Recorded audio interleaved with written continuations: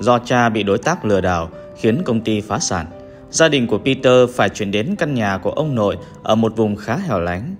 Ngôi làng này chỉ có khoảng chục gia đình. Các hộ có một đặc điểm chung là nhà nào cũng có một khoảng sân rộng để nuôi khá nhiều chó.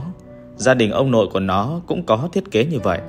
Trong khi nó đang nhìn mấy cái chuồng trống thì bố nó gọi ra xe phụ một tay. Khi cửa xe mở xuống, nó ngạc nhiên khi thấy rất nhiều chó con. Đứa nhút nhát núp sâu trong góc thùng xe, đứa xum xuê vẫy đuôi chạy đến liếm tay nó.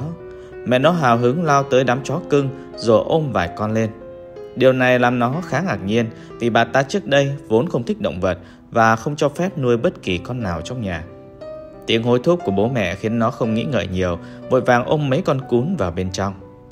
Một sáng nọ, khi Peter đang vui đùa với bầy chó thì con mực bỗng nhiên nhảy ra khỏi cổng và chạy thẳng vào rừng. Peter lập tức đuổi theo, chạy qua những hàng cây rậm rạp tùm. Sau khi đã thấm mệt, nó thấy con chó đang đứng trên một tảng đá nhiều màu sắc lấp lánh. Nó chậm chậm tiến lại. Đó là một hòn đá khá lớn, mặt phẳng, nhiều màu sắc. Nó tuy đẹp nhưng Peter lại thấy có chút rờn rợn. Bất chợt có tiếng nói cất lên: "Cậu mới chuyển tới à?" Nó nhìn quanh, thấy một cậu bé trạc tuổi nó đang lấp sau một cái cây cổ thụ. Người đó đeo mặt nạ hình mèo che hết khuôn mặt. Tuy có chút khó hiểu nhưng Peter vẫn tỏ ra khá hào hứng phản hồi: "Tôi không nghĩ nơi đây lại có trẻ con bằng tuổi mình nữa đấy. Xin chào, tôi là Peter." "Tôi là Sam, con kia là hòn đá nguyện ước." "Đá nguyện ước?" Peter thốt lên đầy kinh ngạc. Đưa tai lên nghe ngóng xung quanh, cậu bé kia liền ra hiệu cho Peter chạy về phía mình. Sau khi hai đứa lấp dưới những tán cây, một người phụ nữ liền tiến lại cùng con chó của mình. Sau đó, bà ta đặt con chó lên tảng đá. Ngay lập tức, bà ta giơ hòn đá đập liên tục vào người con chó, làm cho những dòng máu tuôn ra khắp nơi. Con chó tẻo đời khi cái đuôi vẫn còn đang vẫy mừng chủ, nhưng mặt bà ta không có chút tiếc thương gì. Hòn đá sáng lên, sau đó bà ta cúi xuống, cầm lên một thỏi vàng rồi rời đi. Trước sự kinh ngạc của Peter, Sam bảo người trong làng này thực hiến tế vật sống cho hòn đá để hoàn thành một ước nguyện của bản thân. Tình yêu của vật tế dành cho đối tượng càng lớn thì ước nguyện đạt được càng hoàn thiện. Nếu hiến tế kẻ không mấy yêu thương mình, họ chỉ nhận được một phần ước nguyện, một cái quai túi xách hay một mảnh đĩa cổ sẽ khá vô dụng. Do đó, họ thường chọn một mong ước chung chung là sự giàu có, tiền của để phần ước nguyện nhận về vẫn có giá trị. Chó thường là động vật được lựa chọn vì có tình cảm thân thiết cho chủ. Có một điều đặc biệt là hòn đá sẽ hấp thụ hoàn toàn vật bị hiến tế, nên người ta không phải lo vấn đề mùi tanh của máu hay thi thể thối rữa. Nó tính hỏi thêm điều gì đó thì bố nó cất tiếng gọi. Sau khi đáp lời, nó quay lại thì đã thấy Sam biến mất.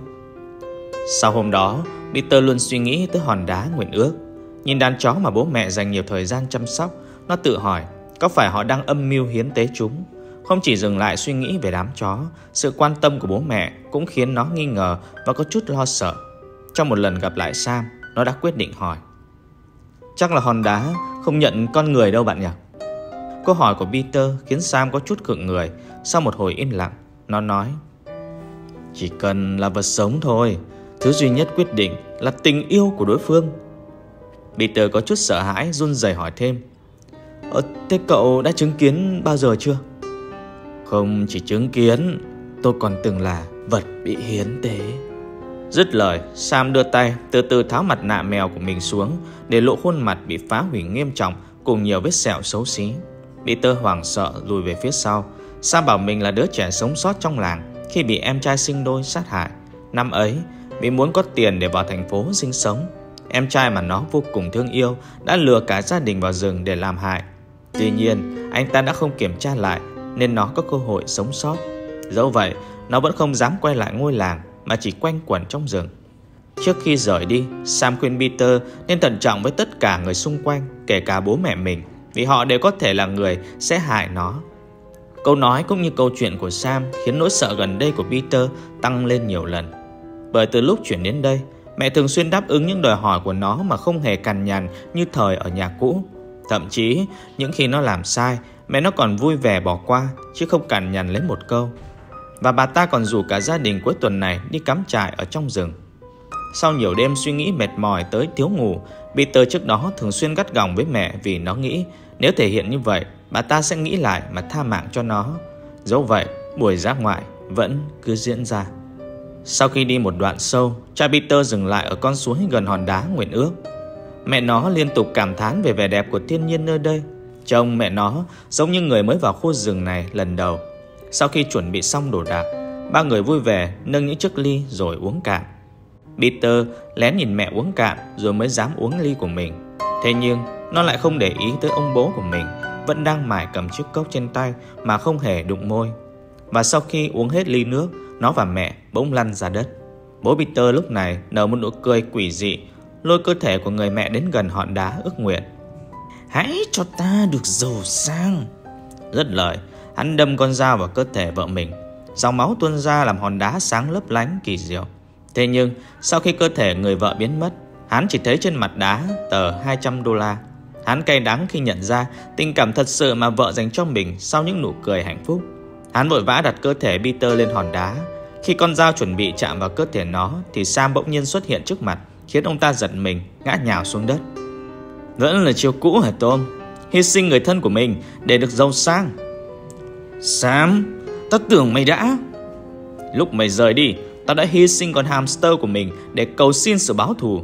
Không ngờ điều ước thành sự thật, nên ta còn tồn tại đến giờ để gặp lại mày. Thì ra là do mày nên sự giàu sang của tao mới bị gián đoạn. Tom lao tới đấm một cú mạnh vào mặt Sam khiến nó ngã nhào ra đất. Tom tiến lại giơ con dao về phía nó. Người không ra người, ngợm không ra ngợm, mà lại đòi đi báo thù. Mày đánh giá bản thân cao quá rồi. Nói tao nghe, kế hoạch của mày là gì? Mày vừa cho tao một ý tưởng thú vị đấy. Tao sẽ đánh đổi linh hồn với con trai mình để có sự trẻ trung của nó, thoát khỏi những tên chủ nợ đáng ghét và bắt đầu cuộc sống giàu sang mới từ số tiền nhận được từ bảo hiểm. Nhỡ nó không yêu mày đến mức thực hiện được ước nguyện đấy thì sao?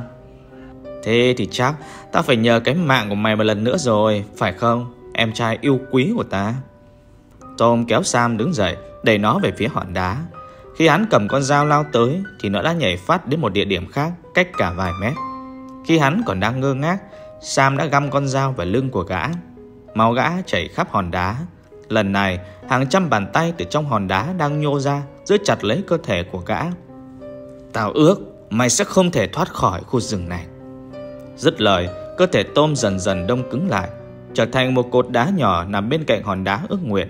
Sam sờ hòn đá thở dài. Phải chi mày dành tình cảm cho tao thì đã có thể có hình dáng khác đẹp hơn rồi đấy. Cơ thể Sam cũng dần dần tan biến vào trong những tia nắng đang rọi xuống khu rừng bí ẩn.